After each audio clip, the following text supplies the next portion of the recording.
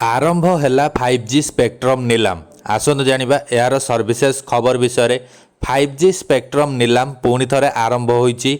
एथर सरकार 96,000 कोटी टंकार स्पेक्ट्रम नीलाम पाई रखिचंती। ଏହା ପୂର୍ବରୁ 2022ରେ ହୋଇଥିବା 5G ସ୍ପେକ୍ଟ୍ରମ୍ ନିଲାମରେ ସରକାର 1.5 ଲକ୍ଷ କୋଟି ଟଙ୍କା ଆୟ କରିଥିଲେ। ଏଥର ମଧ୍ୟ ସ୍ପେକ୍ଟ୍ରମ୍ ନିଲାମରୁ ସରକାର ପ୍ରଚୁର ଆୟ ଆଶା ରଖିଛନ୍ତି।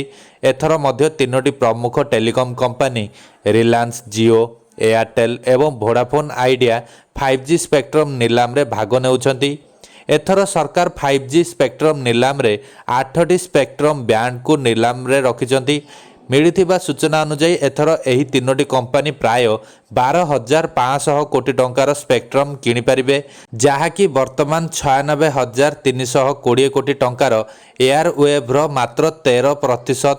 ଗତ ମାସ 13ରୁ 14 ତାରିଖରେ ସରକାର ଏହି ନିଲାମର ସଫଳ ଅଭ୍ୟାସ କରିଥିଲେ।